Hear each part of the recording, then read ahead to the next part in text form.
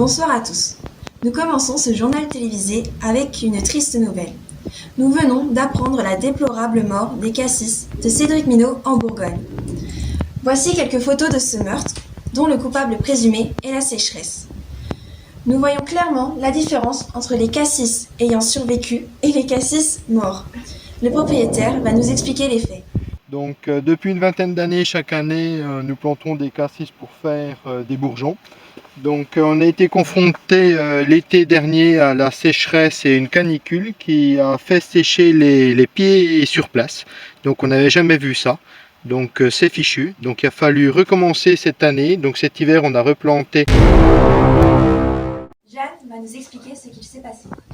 Merci Lisa. En effet, ces derniers temps, nous avons pu remarquer une forte augmentation des températures en Bourgogne. En 2005 et 2010, le pic de chaleur était de 34 degrés, sans grande conséquence. Par contre, en 2015, les températures maximales ont stagné au-delà de 33 degrés pendant 2 mois, donc le temps d'une belle canicule comme celle que nous connaissons. En 2020, nous avons quasiment atteint les 40 degrés. Cette hausse, quoique véritablement importante, souligne effectivement un fait troublant, les températures augmentent bien trop vite.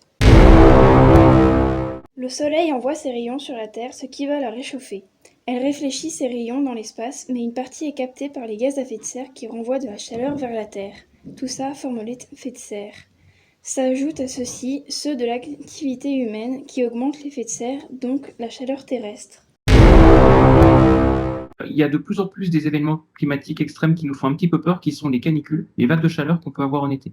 Mais même dans des régions comme la nôtre, il peut y avoir des événements de pluie extrêmes. Ils ne sont pas aussi intenses, ils ne sont pas aussi impressionnants que ce qu'on a près de la Méditerranée, mais malgré tout, on en a aussi. C'est qu'il y a un anticyclone qui s'appelle l'anticyclone des Açores. En hiver, il est vraiment centré sur les Açores, donc sur le bassin atlantique. Et en été, il avait tendance à remonter un petit peu vers le nord et vers l'est en direction du bassin méditerranéen. Et il se calait sur la Méditerranée, et des fois, il restait là un bon moment. Mais maintenant, ce qui se passe, c'est qu'en fait, il va un peu plus vers le nord. Et quand on a un anticyclone, typiquement, on a du ciel clair, on a des conditions qui sont sèches, on n'a pas de pluie, parce que l'anticyclone fait vraiment qu'il y a des conditions de stabilité atmosphérique, la pluie ne peut pas se développer. Les gens qui avaient beaucoup de pluie vont en avoir encore plus, les gens qui étaient dans des conditions sèches vont être encore plus dans des conditions sèches.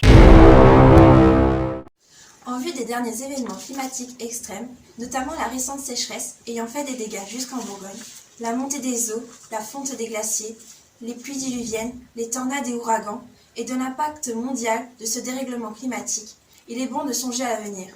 Peut-être serait-il bon de ralentir ce phénomène? Peut-être planter des arbres, ralentir notre consommation et nos émissions de gaz, cultiver des plantes moins gourmandes en eau ou en consommer d'autres, sensibiliser les jeunes. C'est à nous, à vous, de prendre du recul et être attentionnés à nos océans, forêts, glaciers et la planète entière.